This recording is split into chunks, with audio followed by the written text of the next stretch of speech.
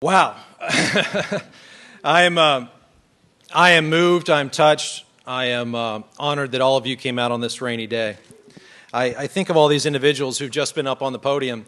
I think of Jerry Abramson, and I think of 2002 when I was trying my hardest in an uphill congressional race, and when I was looking for friends, and Jerry Abramson got in my old green Explorer and rode around a bunch of parts of Jefferson County to endorse me and help me at a time when I needed it.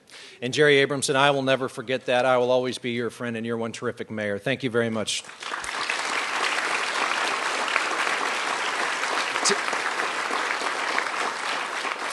To John Yarmouth, what can I say? I had the pleasure in 2006 on that November night at the Sealback Hotel to introduce your new congressman to you. And I'll never forget what I said. I went to that podium and I said, guess what, folks?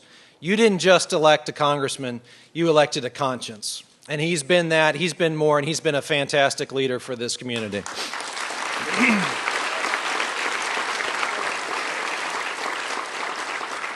To Greg Stumbo, who is a fantastic public servant, a leader from the mountains, but a leader from the entire state. I've wrote on his coattails a little bit. I've talked a lot here in the last year about high gas prices and price gouging. Most people don't know that it was Attorney General Stumbo who strengthened the price gouging law, who first identified marathon oil as a problem in our community. And he's gone on to not only represent us well as Attorney General, but also as Speaker of the House. Greg, you're a friend, and I appreciate you so much.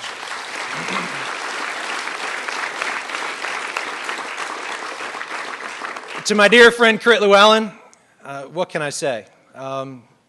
Crit was my boss, my mentor. I often say that I don't have a big sister, but if I do have a big sister, it's Crit Llewellyn.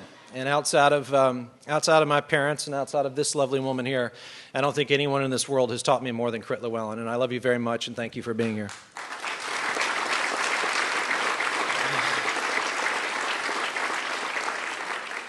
And to Ben Chandler, my dear friend from Central Kentucky. Ben, you are the latest chapter and the greatest legacy of any family serving our Commonwealth. Ben, you are articulate. You always have the people's best interests at heart. And when I was down about a year ago, Ben took me aside and said, Jack, he put his arms around me and said, Jack, the only thing you can hope to have in this line of work is the respect of respectable people.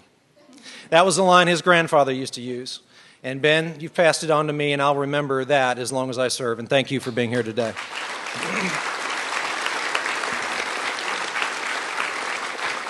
Well, my friends, do you think it's time to take back Wendell Ford's Senate seat? Do you think it's time to return it to the people for whom he fought? Well, I agree, and I'm here to announce today that I'm running for the United States Senate. Personally, this decision wasn't an easy one. As you obviously know, Elizabeth and I are expecting our first child, a daughter, here at the end of July. And quite frankly, I was a little dubious about this race when I first started to consider it. But it's actually been Elizabeth, my lovely dear Elizabeth, who's been reminding me here recently that nothing worth having is ever easy. And she's encouraged us to embark on a journey that's certainly going to change our lives. But humbly, I say to you, humbly, it has the possibility to change the lives of Kentuckians in every corner of our Commonwealth. And to those out there who would want to divide rather than unite us by trying to make an issue of where I make my home, I only say that you are playing a tired and counterproductive game which you will lose.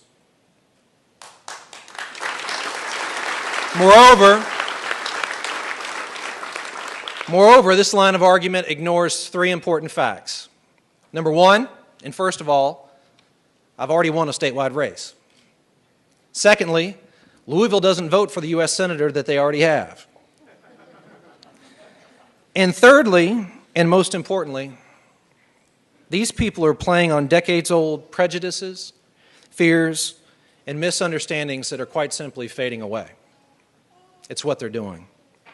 And while I am a resident of Louisville, I am a man who has traveled this beautiful Commonwealth more than most. And what I have seen are the challenges, the hopes, and the fears of our people throughout the state. And what they want and what they deserve is a better brand of purpose, a better brand of politics with a common purpose of moving Kentucky forward, ladies and gentlemen. That's what they deserve. Kentucky, our time is now, and I need your support. Our time is now, and I need you to go to jackconway.org. Volunteer, organize, contribute. Leave here with bumper stickers. Talk to your friends. And if we do our work, ladies and gentlemen, we're going to give the people of this great state, East, West, South Central, and North, we're going to give them the kind of U.S. Senator that they deserve. Although I am running for the United States Senate, I'm running for Kentucky. And Kentucky, I hope you'll run with me.